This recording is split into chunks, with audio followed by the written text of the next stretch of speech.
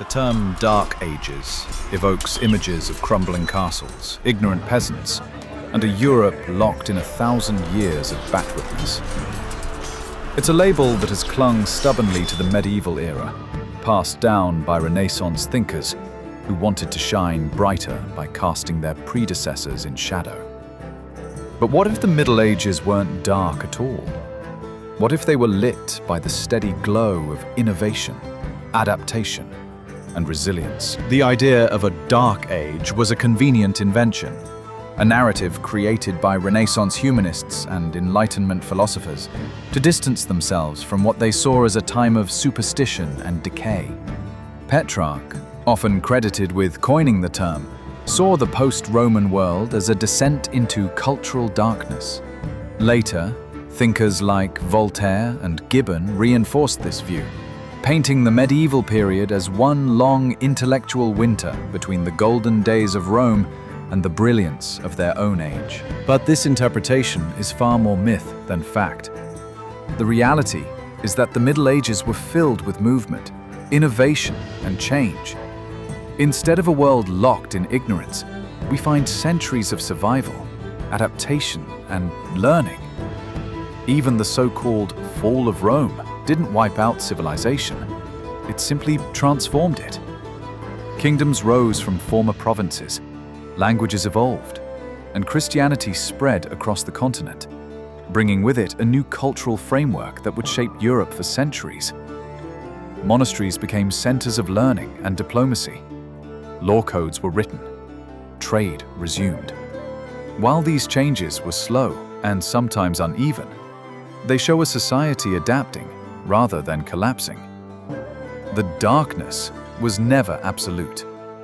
It was a label imposed by those who failed to look deeper. We often imagine monks as cloistered and silent, but behind those stone walls was a quiet revolution. In monasteries across Europe, knowledge was being preserved and reshaped. Scribes worked by candlelight, copying manuscripts, carefully transcribing not only Christian texts but the works of Plato, Aristotle, Galen, and others. This labor wasn't just an act of devotion, it was the lifeblood of European memory. These preserved texts laid the foundation for the intellectual revival that began in the 12th century. Around this time, cathedral schools matured into universities. Centers like Bologna, Paris, and Oxford began to attract scholars from across the continent. And they weren't just reading, they were debating, analyzing, and creating. Logic and philosophy were studied through a method called scholasticism, where questions were dissected in fine detail, anticipating modern academic discourse. The medieval mind wasn't afraid of reason. On the contrary, thinkers like Thomas Aquinas saw no contradiction between faith and logic. They believed the universe was created by an intelligent being and therefore could be understood through study and observation. And while education remained largely in the hands of the church, it was far more widespread and structured than most people assume. The Middle Ages gave us more than castles and cathedrals. They were a time of constant tinkering, a period when new tools and technologies transformed daily life. Agricultural improvements like the heavy plow and the horse collar revolutionized farming in northern Europe, turning once infertile land into productive fields. The three-field system, which rotated crops to preserve soil health, dramatically improved yields and reduced famine. Watermills and windmills multiplied across the landscape. They powered everything from grain mills to fulling mills for processing cloth. These weren't trivial improvements. They allowed entire villages to function more efficiently and gave rise to early forms of industrial organization. Urban workshops specialized in metalworking, glassmaking, and textiles, some forming the roots of future industrial guilds. Clockmaking too began its journey in the Middle Ages. The first mechanical clocks appeared in the 13th century, transforming how people understood time. No longer bound only to the sun or bells, entire towns began to organize life around measured hours. Glasses with convex lenses helped scholars read more texts for longer hours, and alchemical experiments provided groundwork for future chemistry.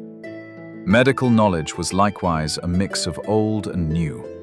Physicians used Greco-Roman texts as references, but applied their own empirical observations. Hospitals began emerging, not just as places of spiritual healing, but of basic care and quarantine. The seeds of modern science were there. They just hadn't sprouted fully yet. The stereotype of medieval Europe as an isolated backwater couldn't be further from the truth. From Viking longships to Venetian merchant fleets, Europeans were on the move, and so was knowledge. Pilgrimages took people across the continent and beyond. Crusaders returned not just with scars, but with spices, fabrics, and new ideas. The Islamic world played a key role in this exchange. Cities like Baghdad, Cairo, and Cordoba were centers of science, medicine, and philosophy. From these hubs, Europe received advanced knowledge in algebra, astronomy, optics, and pharmacology. Translators in places like Toledo worked tirelessly to convert Arabic texts into Latin, sparking an intellectual revolution in the West. Trade routes stretched deep into Asia, Africa, and the Middle East. The Silk Road brought silk, paper, and porcelain. Maritime trade introduced sugar, citrus, and dyes. Ports like Genoa, Venice, and Marseille grew wealthy and cosmopolitan. They became cultural melting pots where languages, cuisines, and technologies mingled. Guilds formed in every major city, organizing labor and setting standards for goods and services. These guilds weren't just economic. Many became political forces in their towns.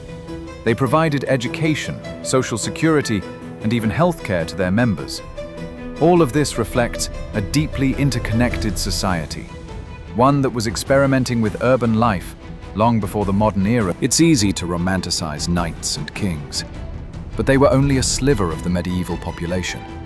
The real story of the Middle Ages lies with the commoners, peasants, artisans, merchants, and women, who built, fed, and governed their communities. Their lives were difficult, yes, but not without agency or meaning. Villages operated as tight-knit units. Peasants held land in exchange for labor or rent. They farmed collectively, shared tools, and participated in seasonal festivals that marked the rhythm of the year. Local courts, often presided over by lords or community elders, resolved disputes and enforced custom law. Justice could be harsh, but it was also local and deeply rooted in tradition. Women played complex roles. In towns, widows could run shops, midwives passed on medical knowledge, and abbesses governed powerful religious communities. Noblewomen managed estates and arranged alliances. Some even went to war. While patriarchy was strong, the scope of women's activity was broader than modern assumptions might suggest. And then there were the cathedrals, monuments not just to faith but to human effort. These structures took generations to complete, employing thousands of workers, masons, carpenters, stained glass artists, and more. Townspeople would donate labor, money, and materials. Building a cathedral was a collective act of devotion, but also of pride and identity. So was it really dark? Or have we just been looking with dimmed eyes? The medieval world was rich with innovation, culture, and resilience. The myth of the Dark Ages robs it of the credit it deserves. It's time to cast a new light on the Middle Ages. If you enjoyed this journey into the misunderstood world of the Middle Ages, don't forget to like, subscribe, and share. Join us at the Hollow Keep for more videos that shine light on the forgotten corners of history.